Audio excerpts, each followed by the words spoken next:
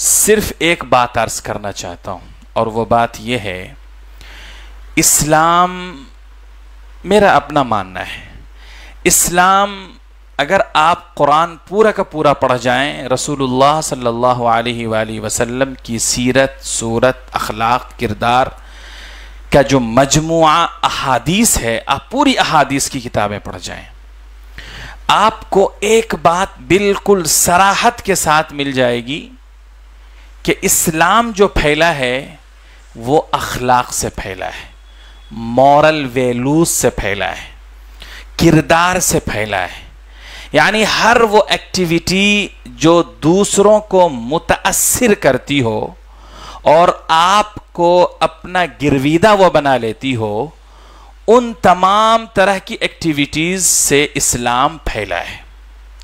اور جہاں تک نالج کا تعلق ہے، دلیل اور برہان کا تعلق ہے، وہ بھی ہے، اس سے انکار نہیں کیا جا سکتا ہے، لیکن یہ سب سے اہم بات ہے۔ آج مسلمان اگر آپ غور کریں گے تو میں سمجھتا ہوں دین اسلام کی جو بھی نالج جن کے پاس ہے الحمدللہ ہے، اس میں کوئی کمی اور کوئی شک اور شبہ کی بات نہیں ہے، لیکن کہیں نہ کہیں اگر آپ غور کریں گے تو ہمارے اخلاق رسول اکرم کے اخلاق کی طرح نہیں ہے، ہمارے زندگی، ہماری گفتگو کا طرز، ہماری رہن، ہمارا سہن، ہمارے گفتگو، ہمارے طور طریقے، یہ صحابہ کی جیسے یا رسول کے بتائے ہوئے طریقے کے مطابق نہیں ہے، جس کی وجہ سے ہوتا یہ ہے کہ ہمارے اخلاق کو، ہمارے رہن سہن کو، ہماری گفتگو کو، ہماری ایکٹیویٹیز کو دیکھ کر کے اسلام کو لوگ جج کر جایا کرتے ہیں۔ رسول اکرم صلی اللہ علیہ وآلہ وسلم کے بارے میں آپ نے ایک نے سینکڑوں واقعات پڑھا ہوگا، سنا بھی ہوگا۔ رسول اکرم صلی اللہ علیہ وآلہ وسلم ایک صحابی ہیں حضرت عثمان، وہ جب ایمان نہیں لائے تھے، رسول اکرم صلی اللہ علیہ وسلم مکۃ المکرمہ ہجرت کر کے جا رہے ہیں، چھوڑ کر کے جا رہے ہیں مکے کو، مدینہ منورہ جا رہے ہیں۔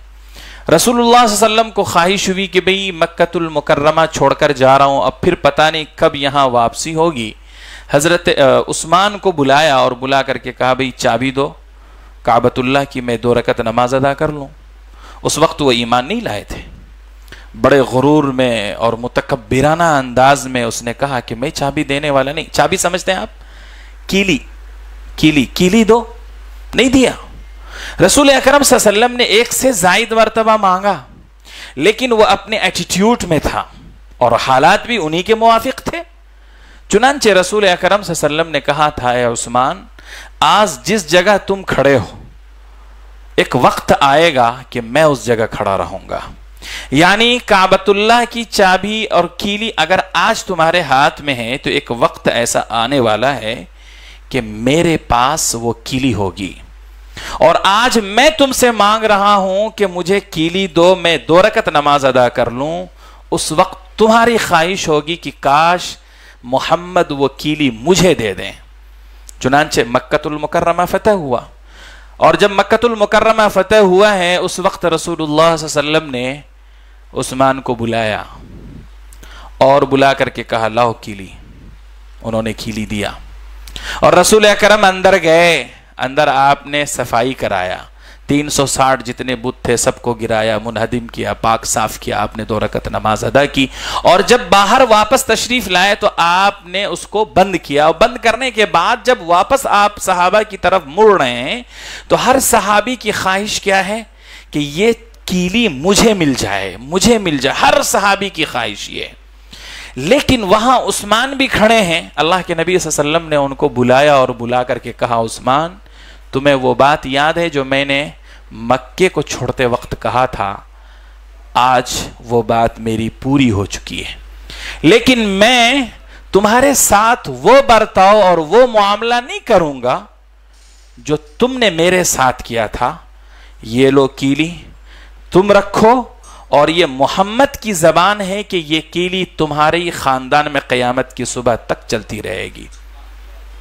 یہ جو معاملہ دیکھا، اللہ کے نبی نے ان کو کوئی حدیث پڑھ کر کے سنائی، قرآن کریم کی کوئی آیت پڑھ کر کے سنائی، خدا کی قسم کوئی آیت نہیں. پوری کتاب پڑھ لیجیے حدیث کی، کوئی آیت نہیں پڑھی ہے آپ نے. بس اتنا سا اخلاق آپ نے دکھایا کہ ابھی انتقام کا، بدلے کا وقت ہے، رسول بدلہ لے سکتے ہیں، اور 4 گالیاں اس کو دے سکتے ہیں، گندی باتیں اس کو بول سکتے ہیں، 4 تھپڑ لگا سکتے ہیں اسے، اور وہ وقت یاد دلا کر کے اس کو اذیت بھی دے سکتے تھے، لیکن رسول اللہ صلی اللہ علیہ وسلم نے نہیں کیا.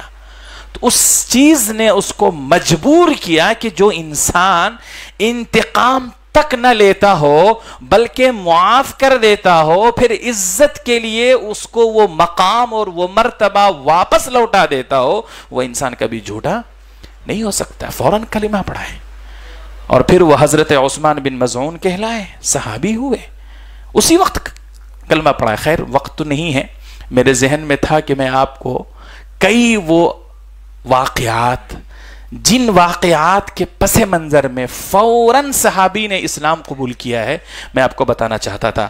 ایک واقعہ بتاتا ہوں آخری.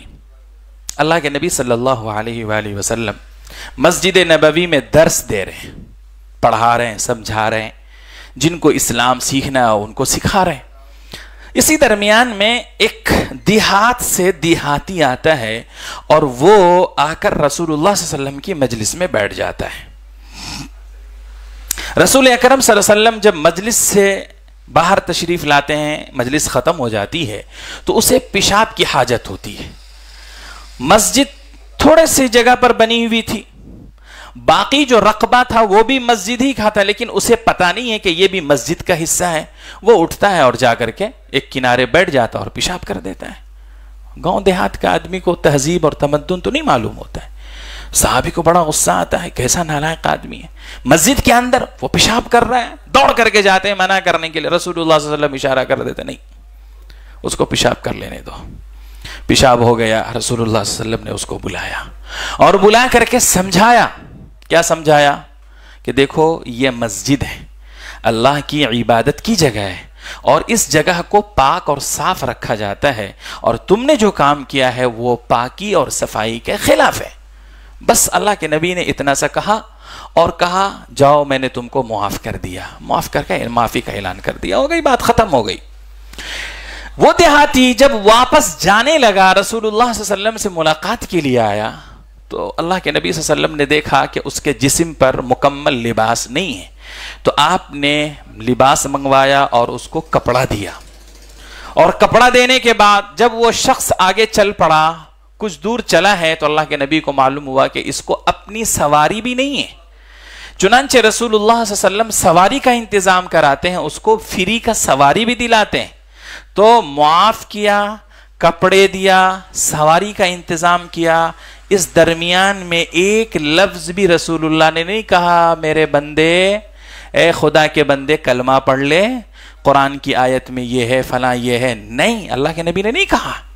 وہ شخص چلا جاتا ہے اور جب اپنے گاؤں کے قریب وہ پہنچتا ہے، اور گاؤں کے قریب پہنچنے سے پہلے ہی وہ چیخنا چلانا شروع کرتا ہے، لوگو لوگو لوگو، اس نے تو مجھے معاف بھی کر دیا، مجھے کپڑے بھی اس نے دیے، اور مجھے یہ سواری بھی عطا فرمایا ہے، وہ شخص جھوٹا نہیں ہو سکتا، وہ شخص جھوٹا نہیں ہو سکتا. گاؤں سماج کے لوگ پریشان ہیں کہ بھئی کس کی بات کر رہے ہو تم؟ سب جمع ہو گئے. چنانچہ سب بتایا کیا بات ہے، تو انہوں نے ساری کہانی سنا دی. میرے ساتھ محمد نے ایسا برتاؤ کیا ہے. روایت میں آتا ہے کہ 300 یا 200 لوگ اسی وقت ان کے ساتھ جانے کے لیے تیاری کرنا شروع کر دیا، اور کہا کہ بھئی مجھے بھی لے کر کے چلو محمد کے پاس. معاملہ ایک کے ساتھ رسول اللہ نے کیا تھا. غور کیجئے گا جملے پہ. آپ نے اپنا اخلاق کس کے ساتھ دکھایا تھا؟ ایک آدمی کے ساتھ دکھایا تھا. معاف کر دیا غلطی کو، کپڑے دیا، اس کی ضرورت پوری کر دی. سواری نہیں تھی، سواری آپ نے دے دیا. ایک آدمی کے ساتھ آپ نے یہ معاملہ کیا، لیکن اس کا انجام کیا ہوا کہ 200 یا 300 لوگ پھر واپس آئے، اور سب نے ایک ساتھ اسلام قبول کیا. سب نے ایک ساتھ اسلام قبول کیا ہے. سمجھ رہے میری بات کو؟ تو ابھی جو ضرورت ہے اپنے اخلاق کو بنانے کی ضرورت ہے. ہم اپنے اخلاق سے اسلام کی جتنی تبلیغ کر سکتے ہیں اتنے کسی اور چیز سے نہیں کر سکتے ہیں. اور اسلام پھیلا ہی اخلاق سے. میں ابھی سفر میں آ رہا ہوں، سفر میں ٹرین سے جمعے کو میں پہنچا ہوں۔ سفر میں عام طور پر آپ کو پتہ ہے مختلف ذہن کے لوگ ہوتے ہیں، اور جتنے منہ اتنی باتیں ہوا کرتی ہیں، جتنا ذہن اتنے ان کے خیالات، ان کے تھاٹس، الگ الگ فکریں ہوتی ہیں۔ چنانچہ جناب عالی وہ ٹیکا لگائے ہوئے ہمارے کیبن میں وہ نہیں تھے، دوسرے کیبن میں تھے۔ ہم دو مسلمان آپس میں گفتگو کر رہے ہیں، آرام سے گفتگو ہو رہی ہے۔ ان کو خبر لگی، کان میں آواز آئی تو وہ فوراً اٹھ کر کے آ گئے بیٹھ گئے۔ اچھی بات ہے، بیٹھیے بھائی۔ ہم نے اپنی گفتگو بند کر دی۔ میں نے کہا اگر گفتگو جاری رکھا، جو باتیں ابھی تک میں کر رہا تھا، یا وہ اگر آ کر کچھ چھیڑنا چاہتا ہے، کچھ بولنا چاہتا ہے، تو اس گفتگو سے ہو سکتا ہے ہم کو نقصان ہو جائے، یا ہو سکتا ہے اس کو فائدہ ہونے کے بجائے نقصان اس کو ہو جائے، لیکن فائدہ کچھ نہیں ہونے والا ہے۔ اس لیے یہاں اس وقت ان کے ساتھ خاطر اور مدارات کرنا چاہیے۔ میں نے اپنا پانی بوٹل کا نکالا اور پیش کر دیا، پانی پیجئے۔ اس کے چہرے پر جو غصہ یا چہرے پر جو ایک اپنی تکبرانہ مزاج تھا، یقین جانیے پانی کے ساتھ ساتھ وہ ٹھنڈا پڑنا شروع ہو گیا۔ پانی کے ساتھ ٹھنڈا پڑنا شروع ہو گیا، اور پانی پینے میں کسی کو کوئی حرج نہیں سفر میں۔ میں اس کے بعد اپنا کچھ کھانے کے لیے نکالا، اور مجھے معلوم ہے کہ کھانا دیں گے وہ نہیں لیں گے، پتہ ہے مجھے۔ کیوں بھئی؟ گورنمنٹ نے اتنا اعلان کر دیا ہے کہ خبردار، بازو والے سے کچھ بھی کھانا نہیں، نہ کھلانا اس کو۔ لوگوں نے اس کو فرض عین سمجھ لیا ہے، تو مجھے بھی پتا ہے کہ وہ دیں گے تو نہیں لیں گے، لیکن انسانیت کے ناطے ایک مرتبہ پوچھنا تو ہمارے لیے لازمی تھا۔ چنانچہ میں 2 لقمے 3 لقمے 4 لقمے کھا چکا ہوں جان بوجھ کر کے۔ اس کے بعد اخیر میں چچا آئیے 2 لقمے کھا لیجئے۔ واقعتاً بندہ اتنا متاثر ہوا ہے کہ اخیر میں وہ جاتے ہوئے کہہ کر کے گیا کہ بھئی اسلام کے بارے میں ٹی وی میں ہم یہ دیکھا کرتے ہیں، اور مختلف سوشل میڈیاز پر یہ ساری ویڈیوز آتی ہیں، خونخوار بتایا جاتا ہے، اور ایسا پیش کیا جاتا ہے جیسے چنگیز خان کی ساری اولاد مسلمانوں میں آج بھی موجود ہے۔ وہ دن رات گاجر اور مولی کی طرح سبزیاں نہیں کاٹتے ہیں، بلکہ انسانوں کی گردن کو کاٹ رہے ہیں۔ لیکن آپ لوگوں سے ملنے کے بعد ایسا محسوس ہوتا ہے کہ یہ ساری باتیں غلط ہیں۔ بتائیے کچھ کیا؟ کوئی دلیل دی ان کو؟ نہیں دیا، کچھ بھی نہیں۔ اپنے اخلاق سے اس کو زیر کر دیا، اس کو ہرا دیا، اس کو گرا دیا، اور اپنا قائل کر لیا۔ یہی اسلام، اسی کے نام اسلام ہے۔ تو آج جو سب سے زیادہ ضرورت ہے وہ ہے اپنے اخلاق کو بنانے کی، اور وقت اور حالات کو دیکھ کر کے اپنے اخلاق کو پیش کرنے۔ جہاں ضرورت ہو ڈیبیٹ کی، اور صحیح ماحول ہو اور صحیح پس منظر ہو، تو وہاں ڈیبیٹ کی بھی کرنے کی ضرورت ہے، اور کرنا بھی چاہیے جہاں ضرورت ہو وہاں۔ اللہ ہم سب کو توفیق عطا فرمائے، اور ہماری ذات سے کسی کو ہدایت مل جائے اس کی ہم سب کو دعا کرنا چاہیے۔ اللہ تعالیٰ آپ کو بھی توفیق دے، ہم کو بھی توفیق دے۔ وآخر دعوانا الحمدللہ رب العالمین۔